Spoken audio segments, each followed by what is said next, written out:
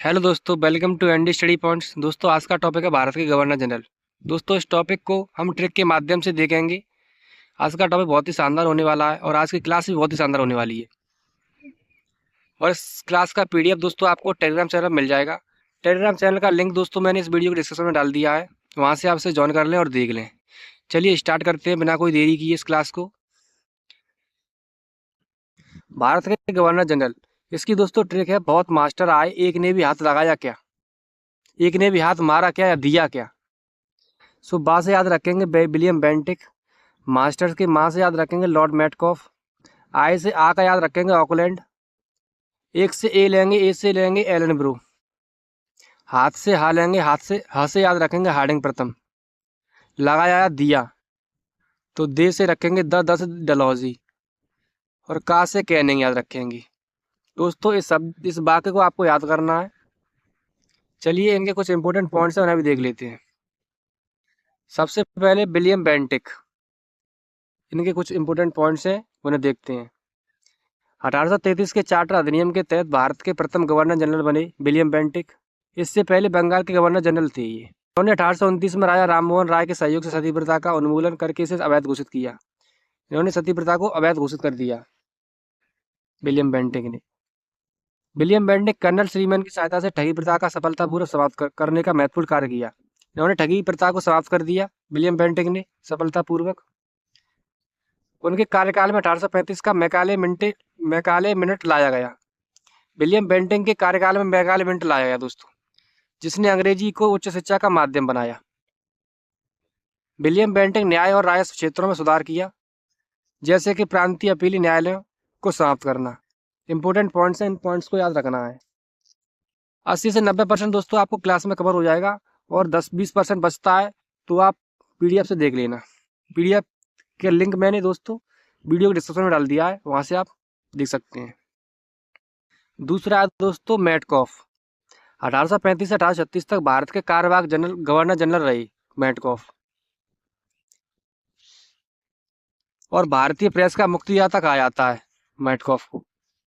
1835 का प्रेस अधिनियम पारित किया, जिसने समाचार पत्रों लगे प्रतिबंधों को हटा दिया और प्रेस को स्वतंत्रता दी। मेटकॉफ गवर्नर जनरल बनने से पहले उन्होंने आगरा प्रांत के प्रथम गवर्नर के रूप में कार्य किया।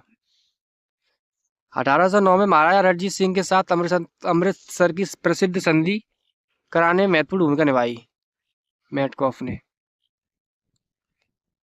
तीसरे गवर्नर जनरल है ऑकलैंड। 1836 से 1842 तक भारत के गवर्नर जनरल थे और उनका वास्तविक नाम जॉर्ज ईडन था। मोस्ट इंपोर्टेंट से दो पॉइंट है ये। ऑकलैंड कार्यकाल की सबसे महत्वपूर्ण घटना प्रथम आंग्ल अफगान युद्ध 1839 से 22 की शुरुआत थी, जो ब्रिटिश सेना के लिए एक आपदा साबित हुई। उन्होंने शेरशाह सूरी मार्ग का नाम बदलकर grand trunk road GT road कर दिया और इसमें सुधार करवाए। ऑकलैंड बॉम्बे और मद्रास के मेडिकल कॉलेजों की स्थापना में महत्वपूर्ण भूमिका निभाई ऑकलैंड ने। समय में भारत और इंग्लैंड के बीच वाणिज्यिक संबंधों को बढ़ावा देने के लिए कई प्रयास किए ऑकलैंड ने।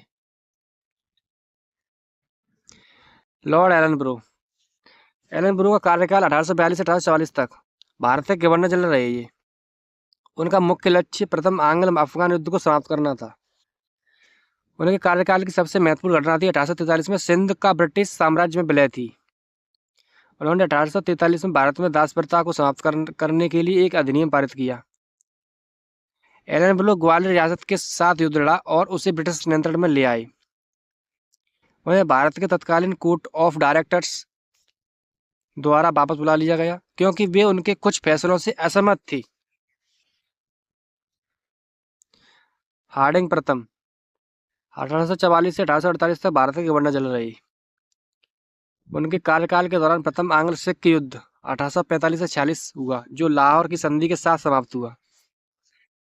हार्डिंग प्रथम नरबली को समाप्त करने के लिए एक अधिनियम पारित किया और उस पर प्रतिबंध लगाने का प्रयास किया।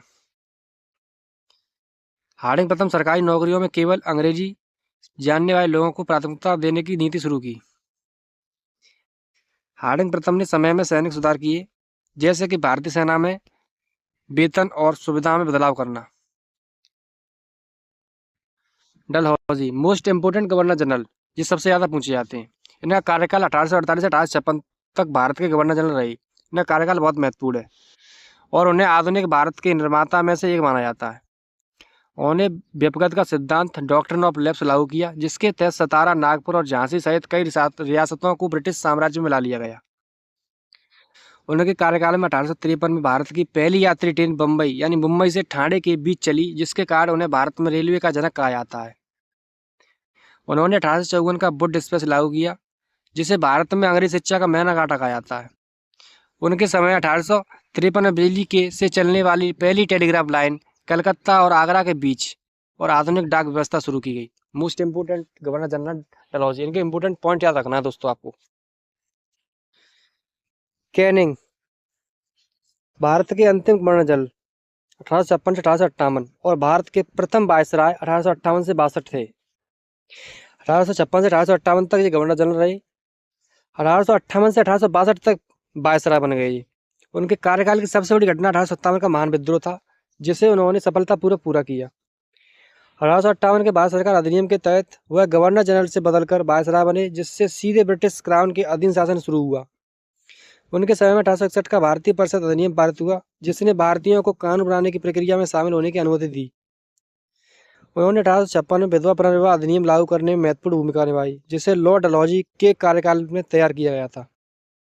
मोस्ट इंपोर्टेंट पॉइंट्स हैं कैनिंग के भी, इन्हें भी याद रखना है आप। यहीं पर हमारी वीडियो समाप्त होती है। Thank you.